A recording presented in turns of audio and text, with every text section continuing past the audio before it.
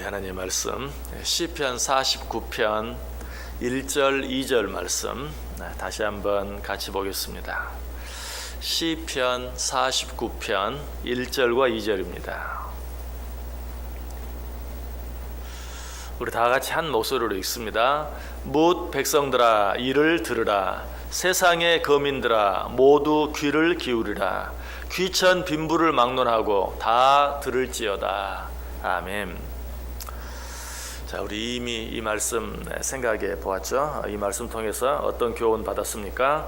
우리는 하나님의 말씀에 귀를 기울일 수 있어야 한다. 하나님께서 왜 말씀하시는가? 들으라고 말씀하시는 것이다. 너무 당연한 이야기이죠. 우리는 하나님의 말씀에 귀를 기울일 수 있어야 돼요. 왜? 하나님의 모든 말씀은 그 말씀으로 끝나지 않는다. 하나님의 말씀은 하나님께서 우리에게 주시는 경고이고 하나님께서 우리에게 주신 약속이다. 그러므로 그 모든 말씀 뒤에는 약속이 있다. 성취가 있다. 하나님의 말씀은 그저 공허하게 울려 퍼졌다가 공허하게 사라지는 것이 아니다. 그 말씀 뒤에는 반드시 성취가 있으므로 우리는 그 말씀에 귀를 기울이고 들을 수 있어야 한다. 듣는다는 것은 귀로만 어떤 소리를 듣는 것을 말하는 것이 아니라 어떤 말을 듣고 행동하는 것이다. 실천하는 것이다. 하는 것 우리가 생각해 보았습니다. 자, 하나님의 말씀은 당연히 들어야죠. 굳이 그렇게 설명을 하지 않아도 하나님의 말씀을 듣고 들은 대로 행동해야 한다. 실천해야 한다. 우리 가운데 모르는 사람이 하나도 없어요. 자, 그런데 하나님의 말씀 가운데도 우리가 특별히 귀를 기울여야 할 그런 말씀들이 있다. 어떤 말씀이 있습니까? 너희들이 이렇게 하면 복이 있을 것이다. 이런 자들이 복 있는 자들이다. 이런 말들은 어때요? 얼마나 듣기 편하고 얼마나 듣기에 좋습니까? 물론 이런 말씀도 우리를 위해 주시는 말씀이고 이런 말씀들에도 우리는 귀를 기울여야 돼요. 그러나 이런 말씀보다도 더 우리가 귀를 기울여야 되는 그런 말씀이 있는데 그것은 우리에게 경고하는 그런 말씀들, 우리를 꾸짖는 그런 말씀, 우리를 책망하는 그런 말씀, 이런 말씀들에 더 귀를 기울일 수 있어야 돼요. 아담과 하와가 왜 죄를 짓고 에덴 동산에서 쫓겨나게 되었습니까? 듣기 좋은 말만 듣고 듣기 싫은 말은 듣지 않았기 때문에 그래요. 아담과 하와에게 어떤 말과 어떤 말이 주어졌습니까? 하나님께서 먼저 말씀하셨죠. 동산 중앙에 선악과를 두고 이 열매를 먹는 날에는 정령 죽으리라.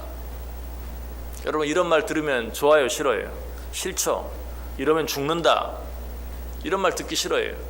자, 그런데 사탄은 그에게 뭐라고 말했습니까? 결코 죽지 아니하리라. 사탄의 말이 훨씬 듣기 좋죠. 아담과 하와는 그래서 정령 죽으리라는 하나님의 말씀은 버리고 결코 죽지 아니하리라 라는 사탄의 말을 들었어요. 결국 그것으로 말미암아 그들은 에덴 동산에서 쫓겨나고 말았어요. 이 아담과 하와의 후손인 이스라엘 백성들도 똑같았어요. 이사야 30장 10절에 그들이 선견자들에게 이르기를 선견하지 말라. 선지자들에게 이르기를 우리에게 바른 것을 보이지 말라. 우리에게 부드러운 말을 하라. 거짓된 것을 보이라. 사실을 사실대로 말하면 너무 듣기가 싫어요. 이것도 잘못했고 저것도 잘못했고 이렇게 하면 벌받고 저렇게 하면 죽고 선지자들이 외치는 이런 음성들을 듣기가 싫었어요. 그래서 사람들이 뭐라고 너희들 우리에게 선견하지 말라. 선견 뭡니까? 먼저 보고 미리 예언해 주는 것이죠. 그런 말 필요 없다. 그런 말 하지 말라. 바른 말도 하지 말라. 오직 무슨 말만? 부드러운 말만 하라. 차라리 거짓된 것을 보이라. 그게 우리가 더 편하겠다 라고 외쳤어요. 역시 아담과 하와의 후예답죠. 자, 우리는 예외입니까? 우리도 마찬가지. 듣기 싫은 소리 하면 싫어해. 듣기 좋은 말만 해야 돼. 특별히 현대 교회는 더더욱 그러해. 듣기 싫은 말 하는 교회가 부흥하는 법이 없어요. 듣기 좋은 말 해야 사람들이 모여요.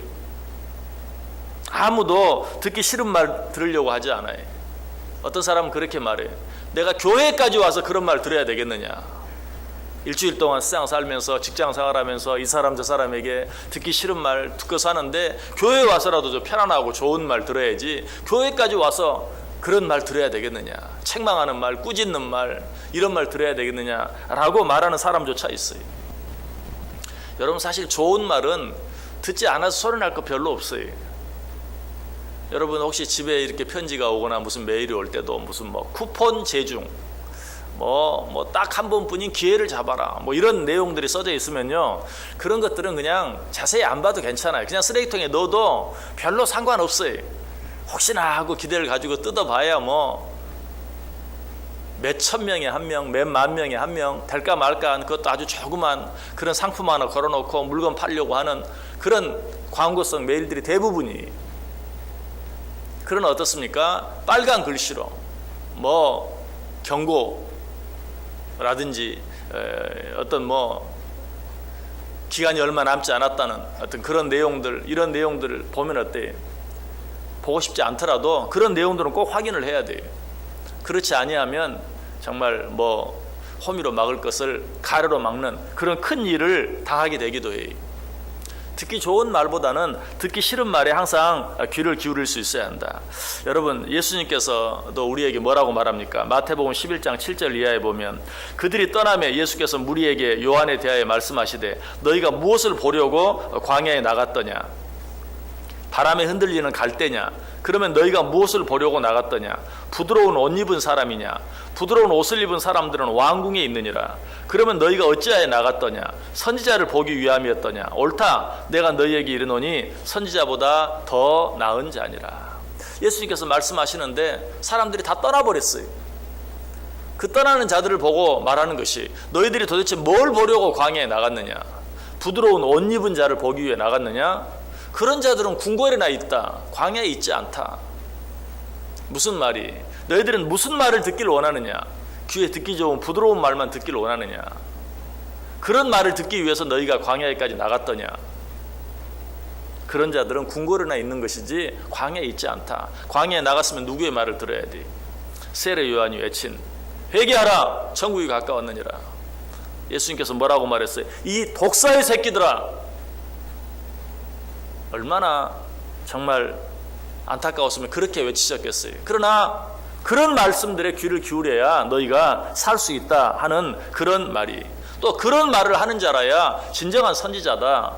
그래서 세례 요한이 강하게 외치는 그런 말을 듣고 사람들이 다 피하고 도망가고 할 때 바로 그런 말을 외치는 자가 진정한 선지자다. 너희가 무엇을 보기 위해, 무엇을 듣기 위해 광야까지 나갔느냐라고 말하고 있어요. 여러분, 며칠 전에 새로운 법이 하나 생겼죠. 어떤 법입니까? 소방차가 지나갈 때 길을 비켜주지 않으면 예전에는 20만 원 이하의 벌금에 처한다 그랬는데 이제는 200만 원 이하의 벌금에 처한다라고 이번 국회에서 통과가 되었어요. 여러분, 이제 차를 타고 운전하고 가다가 사이렌 소리가 들리면 정신을 바짝 차려야 돼요. 어디서 구급차가 달려오는지, 어디서 소방차가 달려오는지 내 뒤에서 쫓아오면 얼른 길을 비켜줘야 돼요. 그렇지 않으면 200만 원 벌금 떼일 수도 있어요. 신앙생활 하는 것도 마찬가지.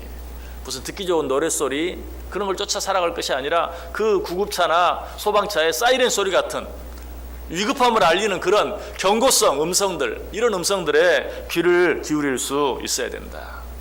자, 그런데 그런 말씀들에 귀를 기울여야 된다는 것, 그것도 잘 압니다.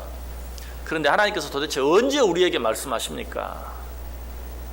여러분, 가장 분명한 것은 뭐예요? 지금 이 시간도 하나님께서 부족한 종을 통해서 여러분들에게 말씀하고 계시는 것이죠. 어쩌면 새벽 시간에 별로 듣기 좋지 않은 소리 지금 하고 있는 거예요. 경고성 음성에 귀를 기울여라. 하나님은 한번 하신다고 하시면 하신다. 그 하나님의 말씀 듣지 않으면 죽는다. 지금 그렇게 얘기하고 있는 거 아니? 이런 말씀 새벽 시간에 듣기 좋은 소리 아니? 오늘 하루도 여러분에게 복이 있을 것입니다. 오늘 하루도 하나님이 여러분을 인도하실 것입니다. 오늘 하루 여러분 평안할 것입니다. 하나님이 여러분에게 축복하실 것입니다. 이런 얘기 해줘야지. 주의하세요. 조심하세요. 잘못하면 큰일 납니다. 아니, 죽습니다. 그러나 이런 음성들에 너희가 더 귀를 기울여라.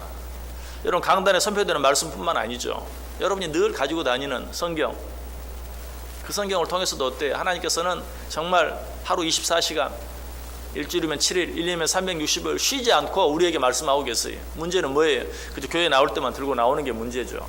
집에서도 늘 펼쳐 읽으면 하나님께서 정말 지혜를 주시고 생각지 않았던 것들을 생각하게 하시고 깨닫지 못했던 것들을 깨닫게 하시고 오늘 해야 할 일이 무엇인지 하지 말아야 할 일이 무엇인지 하나님께서 우리에게 말씀해 주세요. 하나님의 말씀은 성경을 통해서만 말씀하십니까? 아니라고 그랬죠.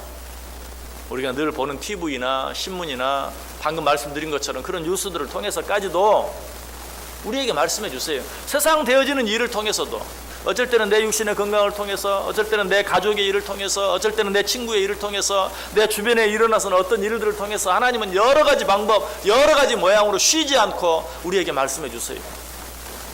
내가 그 일들 통해서 하나님의 뜻을 찾으려고만 하면 하나님께서 얼마나 큰 음성으로 나에게 말씀하시는가 하는 것을 우리는 모든 일들을 통해 들을 수 있어요. 그런데 우리는 어떻습니까? 듣기 싫은 말은 듣지 않으려고 아예 귀를 막아버리는 그런 때가 참 많이 있어요. 귀를 막아버리는. 저는 그런 적은 없습니다. 목사님이 아무리 듣기 싫은 소리를 해도 내가 손가락으로 귀를 막은 적은 없습니다. 그렇게 귀를 막았다는 얘기가 아니죠. 어떻게 귀를 막습니까? 내게 주시는 말씀이 아니라 다른 누구에게 주는 말씀으로 그냥 치부해 버리는 게 귀를 막는 거예요. 또 어떤 말씀을 들을 때 정말 내게 원하는 말, 그런 말만 나에게 주는 말로 받고, 그렇지 않은 일들은 어때요? 우연으로 돌려버리는. 자, 옆에서 사고가 났어요. 그 사고와 나는 아무런 관계가 없는. 오늘도 아침에 방금 오늘 신문을 들고 오면서 앞에 표지면을 봤더니 이대 목동 병원의 일들을 이야기하면서 메르스 사태를 겪고도 아직도 병원이 감염 문제에 대해서 너무 무관심하다 하는 그런 기사가 국민일보 맨 앞에 나와 있는 것을 봤어요. 어떤 일을 겪고도 어때요? 우리 병원하고는 관계없어. 그 병원에서 잘못했으니까 그런 일이 생겼지. 우리하고는 관계없어. 라는 그런 무책임한 생각. 또 어쩌다가 그런 일이 생긴 것이다. 살다 보면 그런 일도 있는 거지. 예전에는 전염병이 얼마나 많았는데 하면서 나와는 관계없는 그런 일로 지나쳐 버렸기 때문에 이번과 같은 또 어떤 그런 감염으로 인해서 어린아이들이 그냥 죽어나가는 이런 일들이 생겼다. 우리도 그래요. 우리 주변에서 일어나는 일, 바로 내 옆에서 일어났지만 어쩌다 일어난 사고, 나와는 관계없는 그런 일을 보면서 하나님이 그 일을 통해서 나에게 뭐라고 말씀하시는지, 내가 어떤 일을 더 조심하며 살아야 될지 깨달아야 되는데 그냥 우연히 그런 일이 생겼고, 우연히 그런 일을 내가 봤고, 우연히 그런 말을 내가 들었을 뿐이에요. 나와는 관계없어요. 이게 결국은 뭐 하는 겁니까? 귀를 막아버리는 거예요. 하나님은 그 일을 통해서 나에게 뭔가를 말씀하셨어요. 그러나 나는 귀를 막아버리고 듣지 않는다는 것이. 여러분, 이렇게 되면 어떻게 돼요? 결국은 더 큰 화를 당할 수밖에 없다. 오늘 그러한 말씀을 우리에게 해주시는 것이, 뭇 백성들아 이를 들으라, 세상의 거민들아 모두 귀를 기울이라, 귀천 빈부를 막론하고 다 들을지어다. 강단에 선포되어지는 말씀뿐만이 아니, 성경에 기록된 말씀뿐만이 아니, 내 주변에서 일어나는 모든 일들을 통하여 들으라. 그리고 그것들에 귀를 기울이라. 너희들 가운데 한 사람도 예외 없이 나는 상관없다, 나는 이 일과 관계없다 말하지 말고 다 들을지어다 라고 오늘 우리에게 말씀하고 있어요. 어제 아침에는 세례 요한이 하는 그 말에 대해서 우리가 무엇을 하리까? 라고 그 말씀에 반응했던 사람들 생각해 보았죠. 여러분, 베드로가 설교할 때도 마찬가지. 베드로가 수천 명 앞에서 설교했을 때 사람들은 어떻게 반응했습니까? 사도행전 2장 37절에 보면 그들이 이 말을 듣고 마음에 찔려 베드로와 다른 사도들에게 물어 이르되, 형제들아 우리가 어찌할꼬? 우리가 무엇을 하여야 하리까? 하는 말과 동일하게 베드로의 설교를 들은 많은 사람들이 우리가 어찌할꼬? 우리가 어찌하면 좋습니까? 우리가 어떻게 해야 합니까? 우리가 지금 무엇을 해야 합니까? 그 말씀에 반응했어요. 여러분, 그렇게 하면 어때요? 하나님도 반응해 주세요. 베드로의 설교를 듣고 그 수많은 사람들이 우리가 어찌할꼬? 라고 반응했을 때 하나님께서는 어떻게 반응하십니까? 베드로를 통해서 베드로가 이르되 너희가 회개하여 각각 예수 그리스도의 이름으로 세례를 받고 죄 사함을 받으라. 그리하면 성령의 선물을 받으리라. 우리가 하나님께 주시는 어떤 음성에 반응을 보이면 하나님도 금방 반응을 보여주세요. 주여, 내가 어떻게 해야 합니까?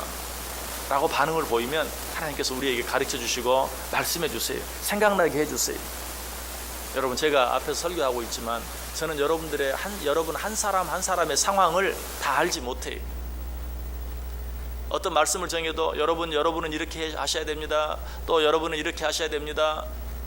설령 그 모든 것을 다 안다 할지라도 여러분 한 사람 한 사람의 상황에 맞게 다 설교할 수 없어요.